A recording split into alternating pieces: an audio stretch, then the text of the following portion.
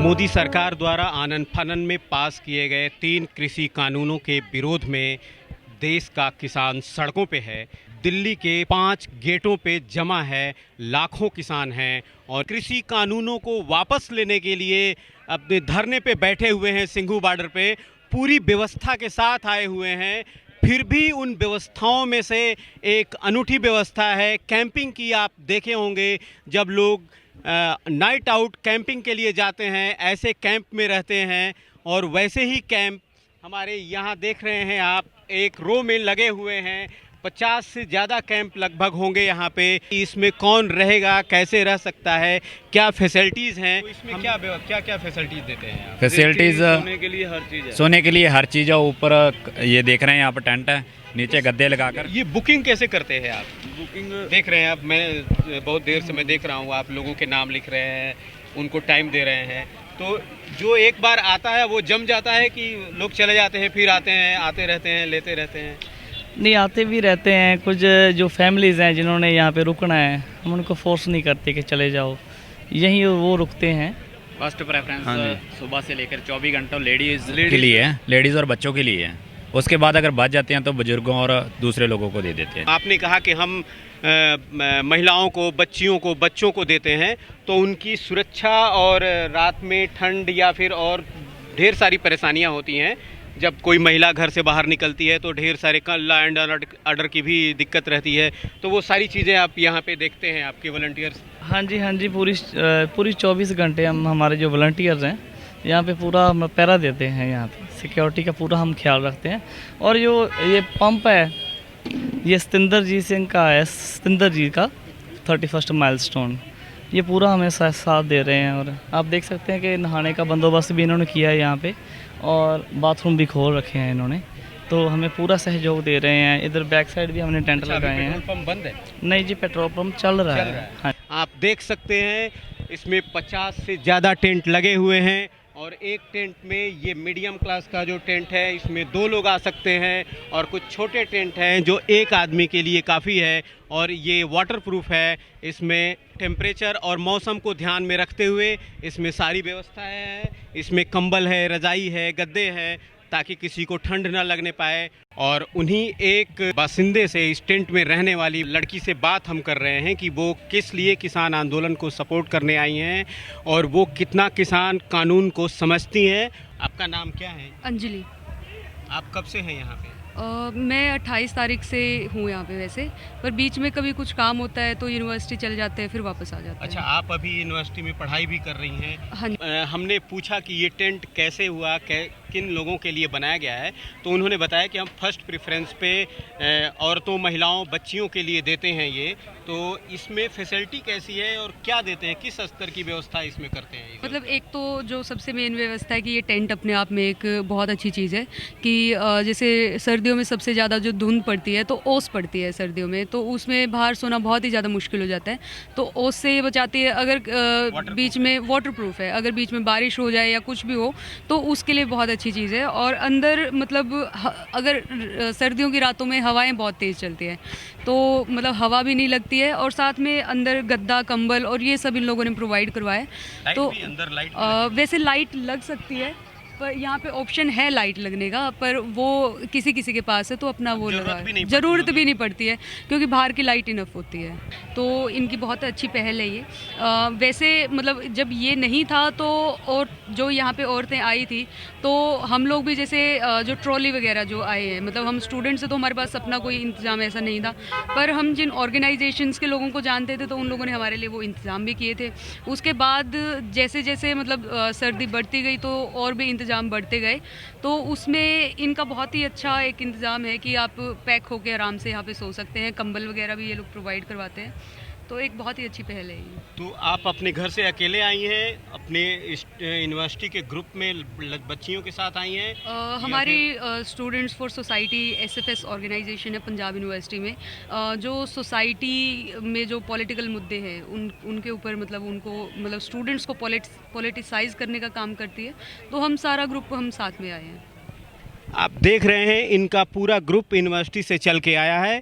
ये पंजाब यूनिवर्सिटी में कानून की पढ़ाई कर रही हैं। अंजलि नाम है इनका और भविष्य के एक अच्छे वकील के लिए हम इनको शुभकामनाएं देते हैं। किसान कानून को आप कितना समझते हैं? देखिए, जो हमारे यहाँ पे 3 किसान कानून पार्लियामेंट ने पास किए हैं। सबसे पहले तो वो पास ही कब किस तरीके से किए गए हैं, तो वो भी अपने आप में एक सवालिया वो है। जब पूरी ऑपोजिशन उठ के बाहर चली गई थी, उसके बाद सरकार बड़े तानाशाही तरीके से उसको पास करती है। उसके बाद अगर हम बात करें उसमें एक कानून की हम बात कर लेते हैं कि जो असेंशियल कमोडिटीज़ एक्ट है, वो सबसे मतलब वो एक ऐसा कानून है जो सिर्फ किसानों से नहीं जुड़ा हुआ, वो आम जनता से, वो देश के मज़दूर से, वो महिलाओं से, वो हर किसी से जुड़ा हुआ है। चाहे वो लोग खेती से जुड़े हैं चाहे नहीं जुड़े हैं, जो भी इस देश में अन्न खाता है वो उस हर इंसान से जुड़ा हुआ है। और ख़ासकर कि मज़दूर तबके से जुड़ा हुआ, जो वर्किंग क्लास है हमारे देश की, कि किस तरीके से, जैसे अगर हम अभी का एग्ज़ाम्पल लें कि अभी हमारे यहाँ पे जो चावल है या गेहूं है, इस तरीके की चीज़ें अभी होर्ड नहीं होती हैं। पर हम आलू का एग्जांपल ले लें, हम प्याज का एग्जांपल ले लें, ये चीज़ों की होर्डिंग होती है हमारे देश में। कि जो प्याज की इंडस्ट्री है वो पूरी मतलब कार्टलाइजेशन और होर्डिंग के उससे जानी जाती है कि जो पीक टाइम जब नहीं होता तो उस टाइम पे किसान मजबूर होता है कि वो प्याज को 8 रुपये, 4 रुपये, 2 रुपये किलो तक भी बेचता है, क्योंकि किसान के पास इतने रिसोर्सेज नहीं होते कि वो उसको होल्ड कर सके और जब प्राइस हाई हो वो तब दे सके। लेकिन जो मुनाफाखोर हैं वो उसको जमा करके रखते हैं और उसके बाद जो वो प्याज का प्राइस है वो पीक टाइम में 40 से 80 रुपये किलो तक बेचा जाता है। तो यहाँ से हम पता लगा सकते हैं कि अगर जो गेहूं है और चावल है, अगर इससे भी वो लिमिट हट जाएगी और जब वहाँ पे प्राइवेट प्लेयर्स जो हैं, जो कंपनीज़ हैं जिनका मेन मकसद ही प्रॉफिट कमाना है, तो उसी तरीके का हाल जो है वो उसके साथ भी होगा। जो आज के टाइम पे अगर हम देखेंगे APMC मंडीज़ जो है वहाँ पे सरकार MSP देने को मजबूर है।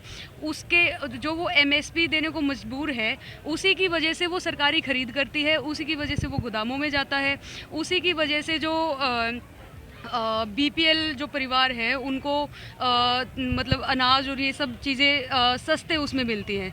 अगर ये सब ख़त्म हो गया और जिस तरीके से हम देख रहे हैं कि अंबानी, अडानी और भी बड़े कॉरपोरेट्स जो हैं उन्होंने अपने बड़े गोडाउन बनाने शुरू कर दिए हैं। इवन हरियाणा के पानीपत में एक रिपोर्टर ने एक बड़ा इंटरेस्टिंग वो लीक किया था कि इवन प्राइवेट रेल लाइन जो है वो एक बड़े गोडाउन तक आ रही है, इतने बड़े बड़ी सड़कें वहाँ तक आ रही है, क्योंकि वो सारी तैयारी है कि कैसे जो है जो सीधा प्राइवेट प्लेयर्स हैं वो सारी खरीद को खरीदेंगे, उपज को अपने यहाँ स्टोर करेंगे, उनके ऊपर से जो पूरी लिमिट है वो हटा दी गई है। उनके ऊपर जो प्राइस लिमिट है वो क्या है कि अगर जो पेरिशेबल और नॉन पेरिशेबल में अलग अलग है कि 50% अगर पिछले साल से 50% ज़्यादा होगा प्राइस तब जाके सरकार इंटरवीन करेगी। अगर पिछले साल से 100% प्राइस ज़्यादा हो तब सरकार जाके इंटरवीन करेगी। तो पिछले साल का 100% कितना हो जाएगा? डबल हो जाएगा। अगर पिछले 4 सालों का एवरेज भी लगाएंगे, अगर पिछले 4 सालों से एवरेज में अगर कोई चीज़ 40 रुपये किलो है तो वो अगले साल 80 रुपये किलो हो जाएगी, उससे अगले साल उससे भी 100% उसका रेट बढ़ जाएगा। तो आवश्यक वस्तु अधिनियम पे बहुत ही बारीकी से बता रही हैं हमें, और हम इनसे जानना चाहें कि आप आखिर इन्होंने इतनी गहरी समझ कहाँ से पैदा की, इन्हें इतनी गहरी नॉलेज कहाँ से आई किसान कानून पे, जो कि सरकार को नहीं समझ आ रही है। किसी किसान को समझाना भी वो नहीं चाह पा रही है, किसी किसान को इसका फ़ायदा नहीं बता पा रही है कि अगर व्यापारी अनलिमिटेड स्टॉक कर लेगा किसी भी कृषि उपज का तो उसमें किसान का या आम जनता का कैसे फ़ायदा होगा। लेकिन ये बता रही हैं हमें, हम इनसे जानना चाहेंगे कि ये कौन सी पढ़ाई करती हैं, किस यूनिवर्सिटी में पढ़ाई करती हैं। आपका क्या नाम है? मेरा नाम अंजलि है और मैं पंजाब यूनिवर्सिटी में लॉ की पढ़ाई कर रही हूँ। तो एक पैसे से आगे चल के एडवोकेट भी बनने वाली हैं, तो इन्हें कम से कम कानून की अच्छी समझ है और ये पूरे देश को समझाना चाहती हैं और शायद सरकार तक भी अपनी बात एक अच्छे तरीके से एक किसान के भविष्य के वकील के रूप में भी अपनी बातें रखना चाह रही हैं। हम इनसे आगे जानना चाहेंगे कि और 2 कानून सरकार ने पास किए हैं उन पे आपकी क्या क्या आपका opinion है? देखिए, क्या एक कानून है जिसमें सरकार कॉन्ट्रैक्ट फार्मिंग की बात कर रही है, और एक जिसमें एपीएमसी मंडीज जो है ना, उसको हटा के जो प्राइवेट प्लेयर्स है जो डायरेक्ट उसमें खरीद करेंगे।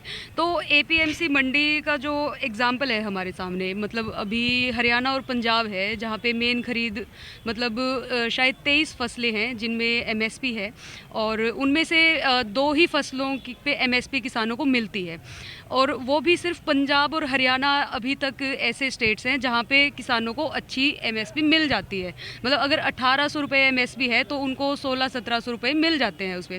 लेकिन अगर हम एपीएमसी का एग्जांपल देखें, जैसे बिहार में है, बिहार में 2005-06 में एपीएमसीज ख़त्म हो गई थी। उसके बाद वहाँ पे किसानों की जो हालत है वो हम बिहार के जो माइग्रेंट लेबर है उससे कनेक्ट करके देख सकते हैं कि वहाँ पे फार्मर की हालत इतनी ख़राब हो चुकी है कि उनको दूसरे स्टेट्स में आना पड़ता है काम करने के लिए, कि वहाँ पे जहाँ पे यहाँ पे 1800 रुपये की जो एमएसपी है वहाँ पे किसान मजबूर है 800-900 रुपये में अपनी फसल बेचने के लिए। उसके बाद जो बीच में जमाखोर है या जो ट्रेडर्स हैं वो वहाँ से जो फसलें हैं प्रोड्यूस है वो ख़रीद के इन्हीं स्टेट्स में जहाँ पे एमएसपी मिलती है यहाँ पे वो उस तरीके से बेच रहे हैं। अगर वही एमएसपी और वही एपीएमसीज बिहार में होती तो वहाँ का किसान इतना मजबूर ना होता कि वो अपना सब कुछ छोड़ छाड़ के इतनी मेहनत मजदूरी यहाँ पे आके करता, और वो अपने खुशहाली से वहाँ पे भी रह सकता था। एक तीसरा कानून है कॉन्ट्रैक्ट फार्मिंग, यानी ठेके पे खेती करना। किसान अपनी उपज को, अपने खेतों को अच्छे ढंग से उसमें उपज कर पाता है या नहीं कर पाता है, उसी को करने में कितने किसान आत्महत्या करते हैं या उससे उबर नहीं पाते हैं। लेकिन सरकार एक नया कानून लाई जिसके तहत बड़े प्लेयर्स कॉन्ट्रैक्ट फार्मिंग के तहत किसान खेती में आएंगे और वो खेती करेंगे लोगों से, खेत लेकर के छोटे छोटे किसानों से। जितना मैं समझ पाता हूँ तो मैं इनसे जानना चाहता हूँ कि ये कॉन्ट्रैक्ट फार्मिंग पे क्या जानती हैं और क्या बताना चाहती हैं। देखिए, जो कॉन्ट्रैक्ट फार्मिंग पे सबसे पहले तो ऐसा है कि कानून बनाने की ज़रूरत क्या थी, कि आपको कॉन्ट्रैक्ट फार्मिंग कंपलसरी करने की ज़रूरत ही नहीं है, उस पर कानून लाने की क्या। अभी ऐसा कौन सा कानून है जो कॉन्ट्रैक्ट फार्मिंग मना कर रहा है, कि जो उसको इलीगल बोल रहा है कि कॉन्ट्रैक्ट फार्मिंग हो ही नहीं सकती। अभी भी कॉन्ट्रैक्ट फार्मिंग हो रही है, पर सरकार की जो ये कानून है ये इस तरीके से आया है कि किसानों को सिर्फ जो कॉरपोरेट्स की मर्जी पे छोड़ रहा है ना, बाकी उनसे सब कुछ छीन के, एपीएमसीज उनसे छीन के, मंडीज उनसे छीन के, एमएसपी उनसे छीन के, उनको सिर्फ कॉन्ट्रैक्ट जो कॉरपोरेट्स हैं उनकी मर्जी पे छोड़ दिया गया है, जिसमें अपर हैंड जो है वो बिजनेसमैन का है, कॉरपोरेट्स का है। कि अगर उनके बीच में कोई डिस्प्यूट भी होता है कॉन्ट्रैक्ट में तो जो फार्मर है वो एसडीएम तक ही जा सकता है, वो कोर्ट में भी नहीं जा सकता। और अगर ये अमेंडमेंट भी आ जाए कि किसान कोर्ट में भी चला जाए तो वो भी सही नहीं होगा, क्योंकि एक आप देखते हैं कि जो कॉरपोरेट्स है उनके पास कितना ज़्यादा फंड होता है कि उसके सामने अगर इंडियन कोर्ट्स का हाल देखें तो जहाँ पैसा है वो इंसाफ भी ले जाएगा। ये हाल है इंडियन कोर्ट्स का, अगर प्रैक्टिकली देखें तो यही हाल है। तो क्या किसान जो है वो इतनी बड़ी बड़ी कॉरपोरेट्स के जो इतने महंगे महंगे हायर किए हुए लॉयर्स होंगे जो इतनी बड़ी बड़ी यूनिवर्सिटी से पढ़ के आते हैं, तो क्या किसान उनसे मतलब पैसे के मामले में क्या उनसे कभी मतलब मुकाबला कर पाएगा? अगर कोर्ट में भी चला जाएगा तो क्या एक बार की फसल के पैसे के लिए किसान 10-10 साल 5-5 साल कोर्ट के ही धक्के खाता रहेगा? तो इस सब में जो अपर हैंड है वो कंपनियों का ही है, शुरू से ही कंपनियों को अपर हैंड दिया गया है। तो इसमें ये एक बहुत ही बड़ी दिक्कत है। ऊपर से कॉन्ट्रैक्ट फार्मिंग में जो एक फिक्स्ड वो होता है, क्वालिटी होती है ना, अगर उससे उस क्वालिटी से जरा सा भी ऊपर नीचे होता है तो फिर से मनमर्जी वो कंपनी की चलेगी। कंपनी के तो पास नहीं लेने का वो अगर क्वालिटी में थोड़ी ही भी इधर उधर चीज़ होती है तो कंपनी के पास ऑप्शन है वो ले ना ले, पर वो लेगी लेकिन कम रेट पे लेगी कि किसान अपनी लागत भी पूरी ना कर पाए। और कृषि के सारे संसाधन, खाद और जितनी भी और सारी दवाइयाँ लगनी हैं, पेस्टिसाइड लगने हैं, वो कॉन्ट्रैक्ट फार्मिंग का दूसरा कॉन्ट्रैक्टर ही करेगा और किसान को देगा और उससे अपनी कीमत वसूलेगा।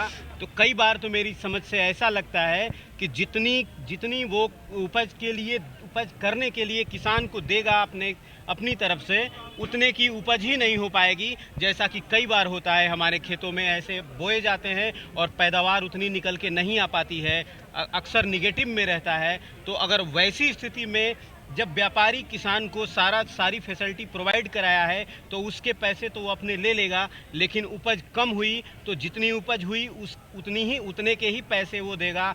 तो किसान से वो लेने के बजाय ऊपर से उसकी देनदारी ही पड़ जाएगी किसान के ऊपर, जैसा कॉन्ट्रैक्ट फार्मिंग में रूल रेगुलेशन है मेरी समझ से। अच्छा, मैं आपसे पूछना चाहता हूँ कि इस किसान आंदोलन में ज़्यादातर पुरुष आए हुए हैं, लेकिन महिलाओं की कितनी भागीदारी आप देखती हैं इसमें कितनी महिलाएं शामिल? देखिए, महिलाओं की भागीदारी दो तरीके से है। एक जो है डायरेक्ट पार्टिसिपेशन, एक जो है इनडायरेक्ट पार्टिसिपेशन। डायरेक्ट पार्टिसिपेशन आप यहाँ पे घूम के देखेंगे तो आपको बहुत सारी औरतें दिखेंगी जो यहाँ पे अपना मतलब यहाँ पे अपनी प्रेजेंस दिखाने आई हैं। इनडायरेक्ट पार्टिसिपेशन है कि यहाँ पे जितने भी मर्द हैं, अगर जितने मर्द आ गए, अगर उनके घरों में औरतें उनके लिए काम ना कर रही होती तो वो यहाँ नहीं आ पाते। तो औरतों की भागीदारी, हर मर्द के पीछे भी एक औरत की भागीदारी है, और जो औरतें यहाँ पे आई है वो तो एक्स्ट्रा है। तो औरतों की भागीदारी की कोई कमी नहीं है यहाँ पे।